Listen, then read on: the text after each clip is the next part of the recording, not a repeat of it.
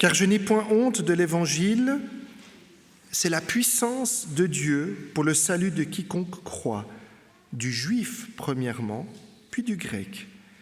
Parce qu'en lui est révélée la justice de Dieu par la foi et pour la foi, selon qu'il est écrit, le juste vivra par la foi. Que le Seigneur bénisse la lecture de sa parole. Le juste vivra par la foi. Le juste vivra par la foi. Et oui, je répète, le juste vivra par la foi. Mais par la foi de qui? La mienne? Par la foi de lui? La sienne? Le juste vivra par la foi de qui? Permettez-moi de commencer cette réflexion en vous faisant une remarque. Qui est juste? Parce que c'est ça la question qu'on devrait se poser. S'il dit le juste vivra par la foi, on peut se poser la question par la foi de qui? Mais on peut aussi se poser la question, mais finalement, qui est juste?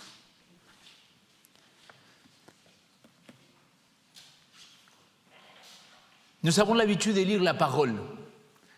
Et nous prenons la Bible comme un bouquin, comme un seul livre inspiré de la part de Dieu, qu'il nous donne un message. Mais la Bible, il est bien plus complexe que cela. Selon si vous êtes protestant, catholique, vous allez prendre le corpus biblique comme 66 livres, 73. Mais ce qu'il est sûr et certain, c'est que vous ne pouvez pas enlever le fait qu'il y a des gens qui sont écrits de la part de Dieu. Paul, il va écrire aux Romains. Mais peut-être vous le savez, peut-être vous ne le savez pas, mais l'apôtre Paul, il était l'évangéliste des non-croyants, des païens, des non-juifs. Et ce qui est triste, c'est que tous les épîtres que nous avons, quand on parle d'une épître, on parle d'une lettre, d'une carte, de quelque chose que Paul, il a envoyé à quelqu'un d'autre.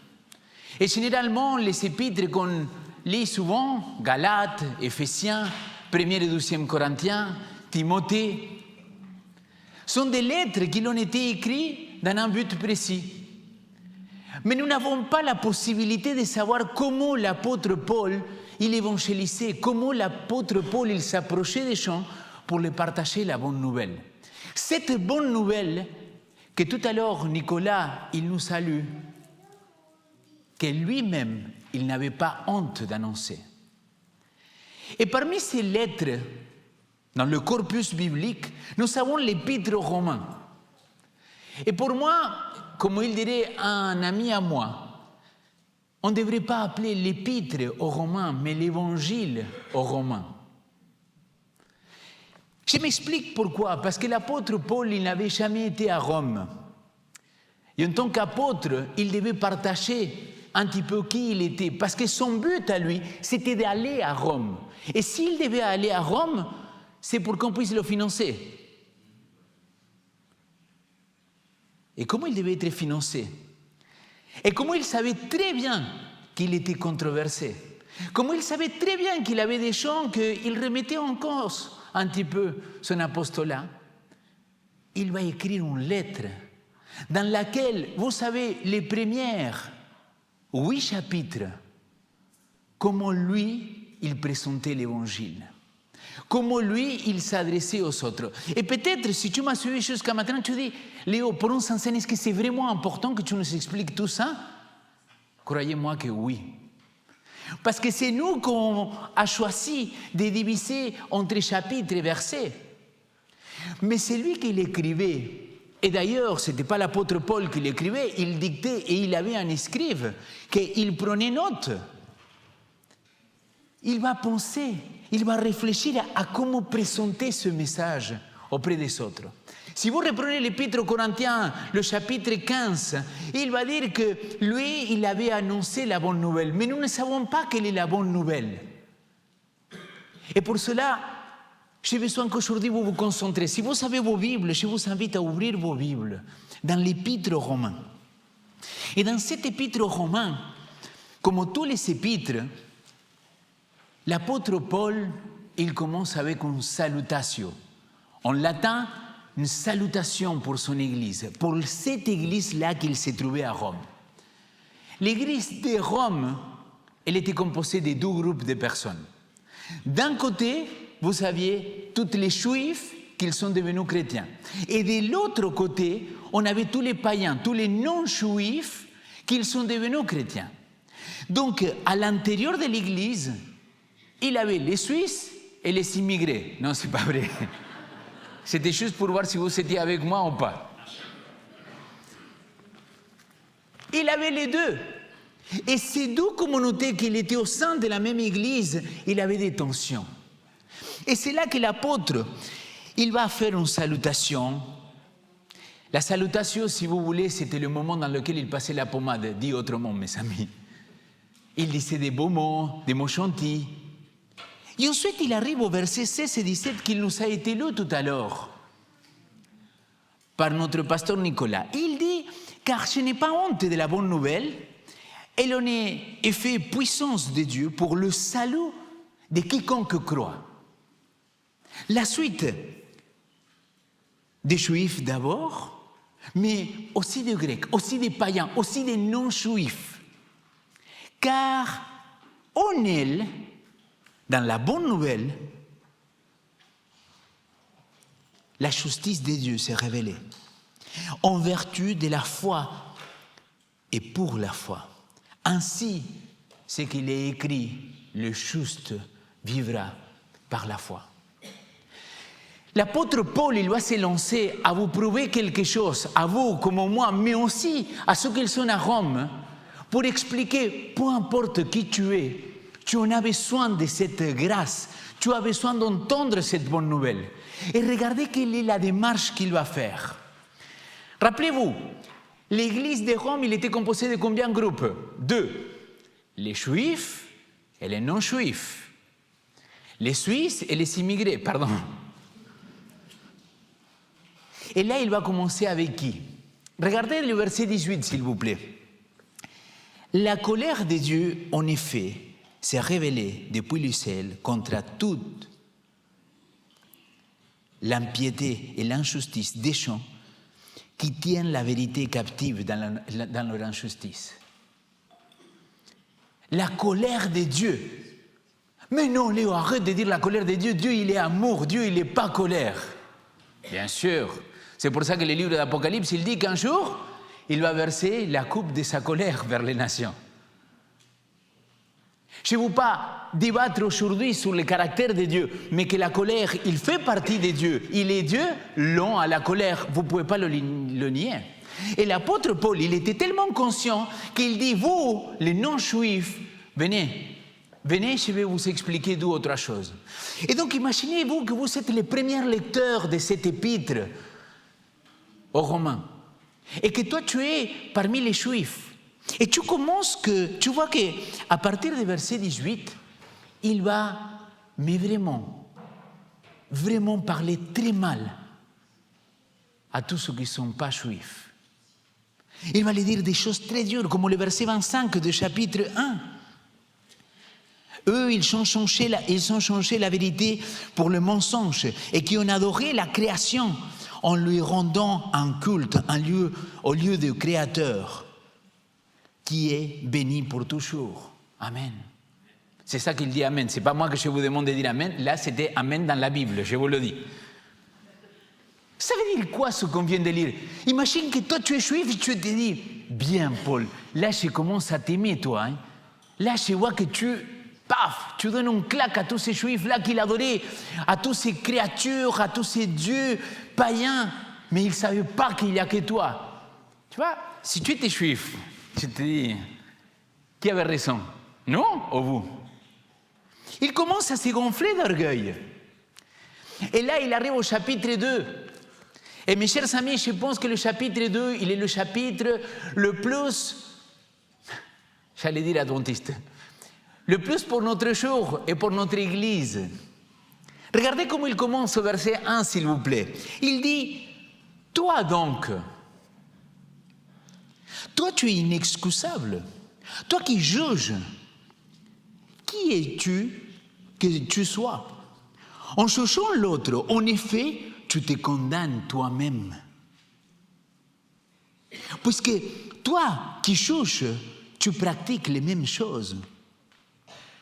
Et au verset 3, il y a une phrase qui dit « Comptes-tu donc, toi qui cherches, ceux qui pratiquent, elles, ces choses, et que toi tu fais toi-même, échapper au jugement de Dieu ?» Regardez ce qu'il est en train de se passer. Là, c'est comme s'il dit, hey, peuple adventiste, église de la Clouse, écoutez-moi bien, s'il vous plaît. Si vous pensez que vous êtes mieux que les adventistes de notre région du monde, si vous pensez que vous êtes mieux que les pentecôtistes, que les évangéliques, que les musulmans, que les juifs, toi que tu condamnes, que tu juges les autres parce qu'ils n'observent pas le sabbat, parce qu'ils ne font pas ceci, parce qu'ils ne font pas cela, parce qu'ils ne sont pas circoncis, ou parce que je ne sais pas quoi d'autre, toi aussi, tu ne pourras pas échapper au jugement de Dieu. C'est exactement ça qu'il est en train de dire l'apôtre Paul. Toi que tu penses que tu es digne, tu n'es pas digne non plus. Et là, il va développer pendant tout le chapitre 2, il va parler de la loi, de la désobéissance du peuple d'Israël. Et il va arriver au chapitre 3, qu'évidemment, le chapitre 3, c'est nous-mêmes qu'on a mis chapitre 3. C'est nous-mêmes qu'on a mis verset, mais dans le développement de la logique paulinienne de Paul, dans cette logique-là, il va arriver à cette conclusion-là. Verset 9.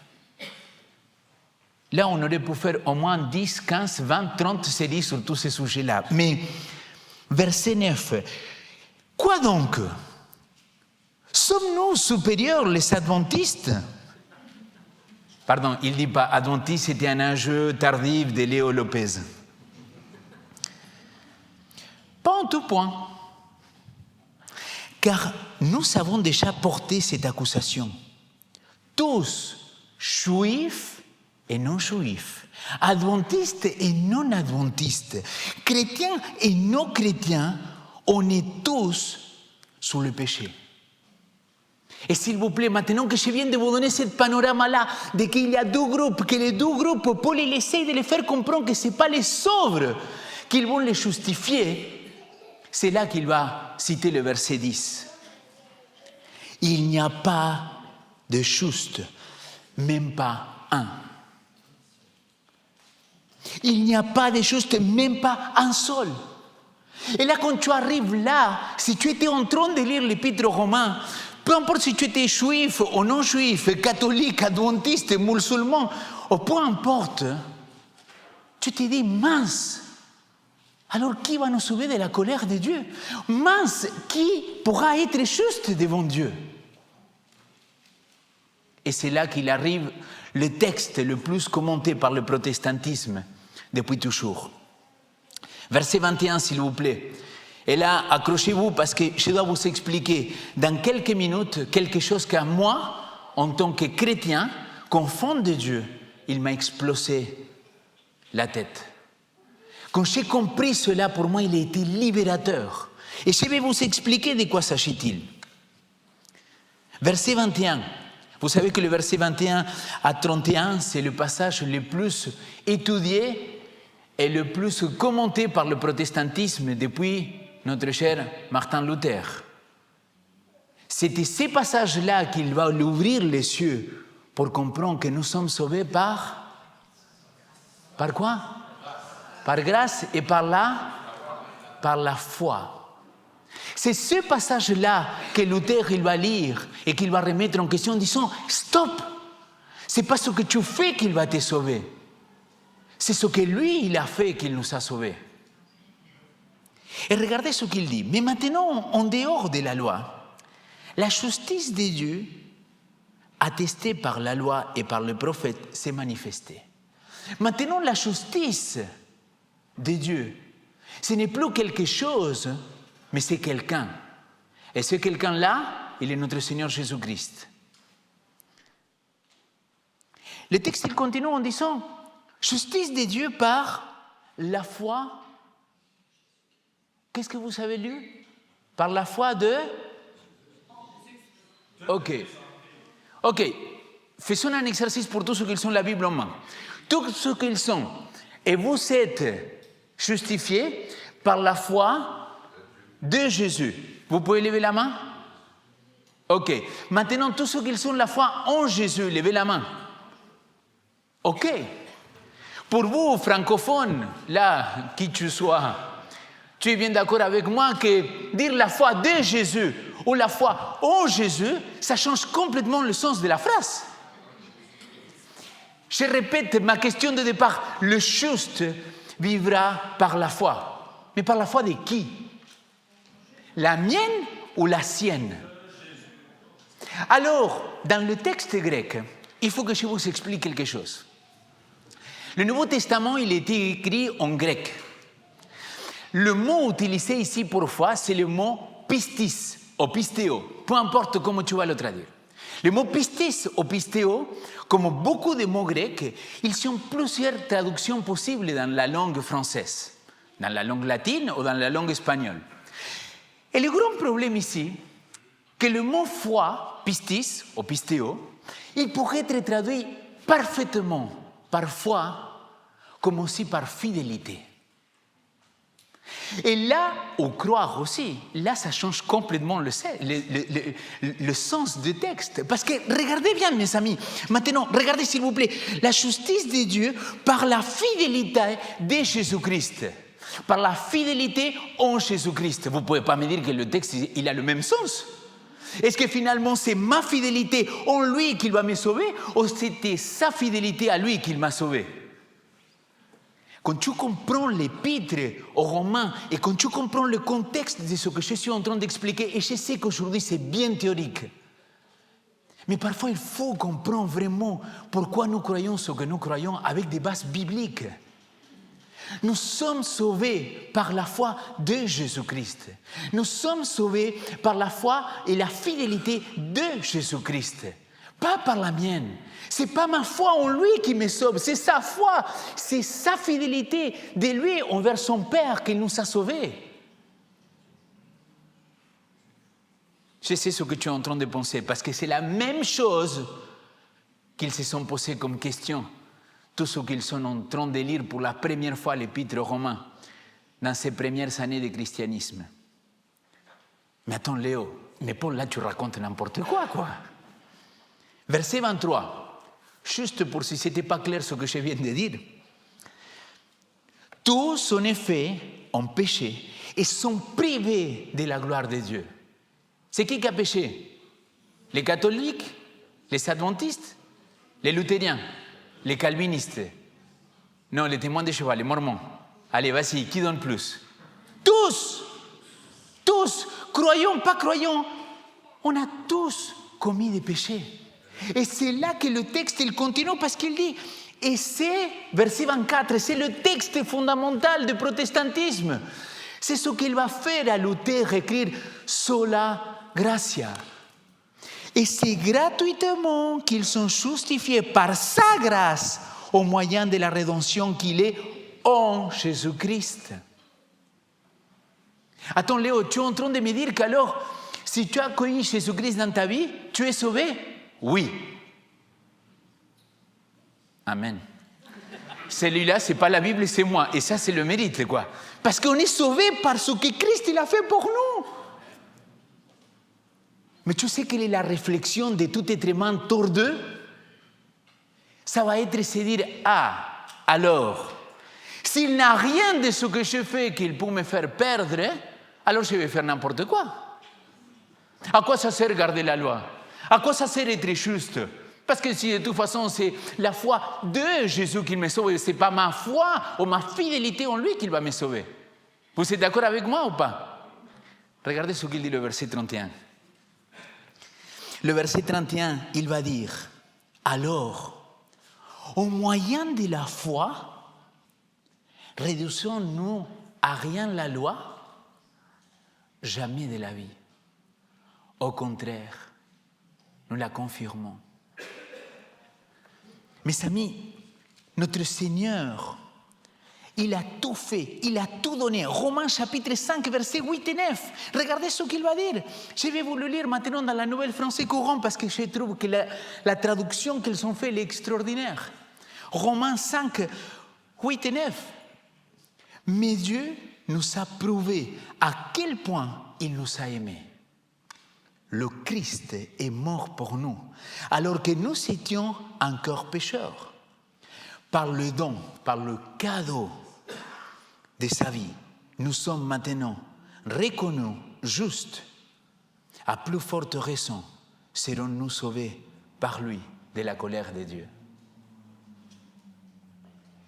Chers frères, chères sœurs, vraiment, c'est un sujet qui me passionne. J'aurais pu passer à parler des heures sur ce sujet-là. Mais si tu pars avec cette seule idée d'ici, je suis déjà très content. Tu es sauvé par la foi de Jésus-Christ. Tu es sauvé par la fidélité de Jésus-Christ.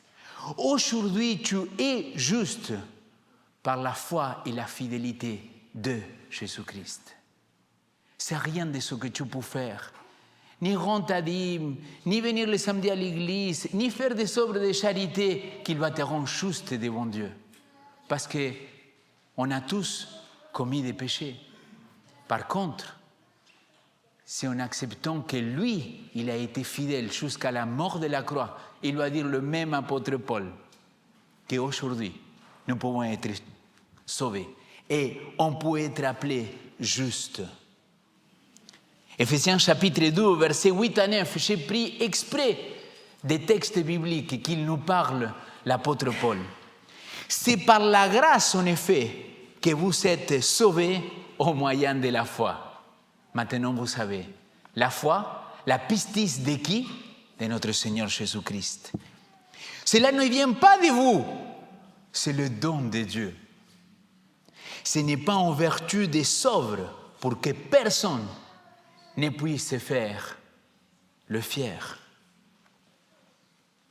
Éphésiens chapitre 1, versets 3 au 4. Il dit, en lui, il nous a choisis avant la fondation du monde. En lui, nous avons la rédemption. En lui, en Jésus-Christ, nous avons aussi reçu notre part d'héritage. En lui, vous êtes venus à la foi et vous avez été scellés de l'Esprit Saint qui avait été promis.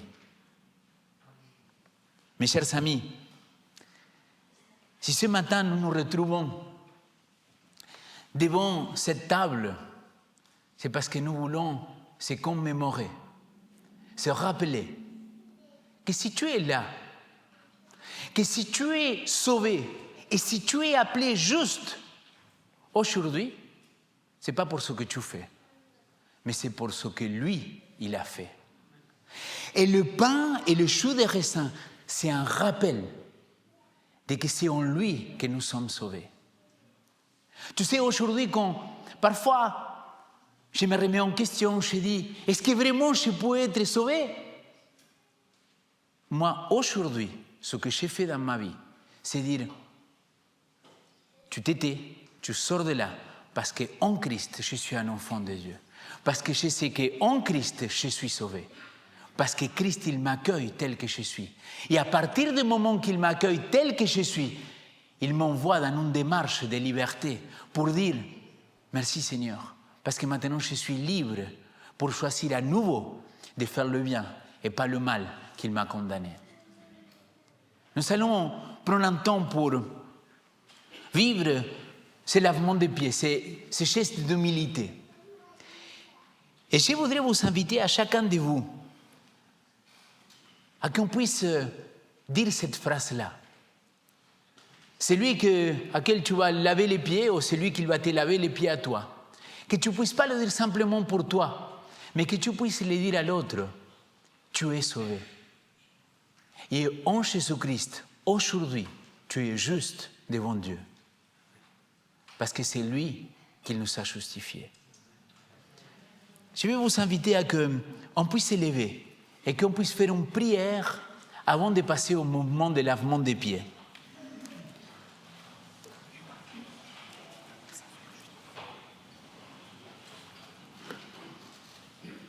Pour demander à Dieu que cet acte-là qu'on va vivre, ça puisse être un acte d'humilité dans lequel on se rappelle ce que Christ il a fait pour nous. Père éternel, je voudrais tout simplement te dire merci. Merci infiniment, Seigneur, parce que tu as tout fait pour nous sauver.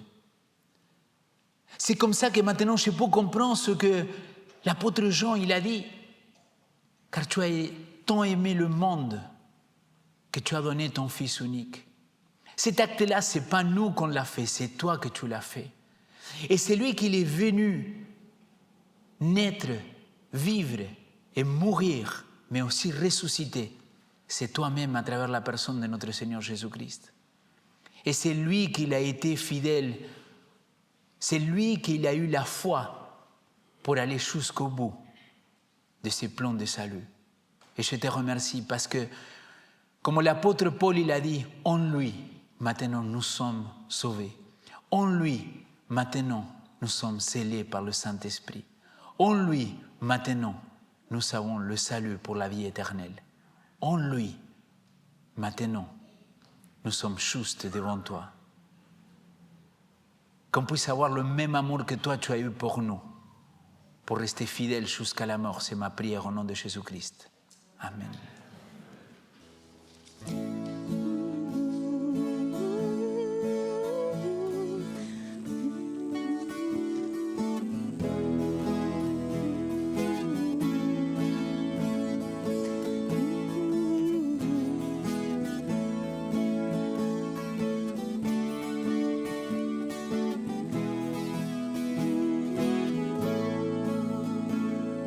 Tu n'as pas attendu que je vienne à toi, mais tu as revêtu notre humanité.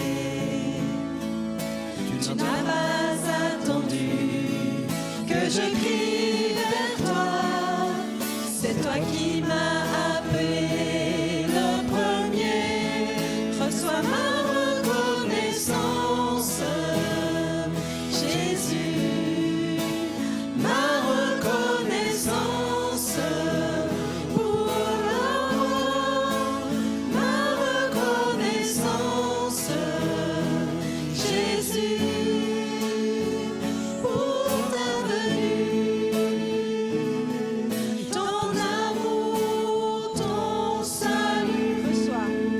Reçois ma reconnaissance, Jésus, ma reconnaissance pour la croix, ma reconnaissance, Jésus, pour ta venue,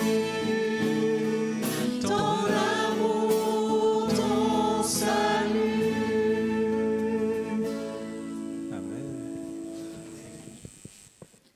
Recevons la bénédiction de notre Seigneur.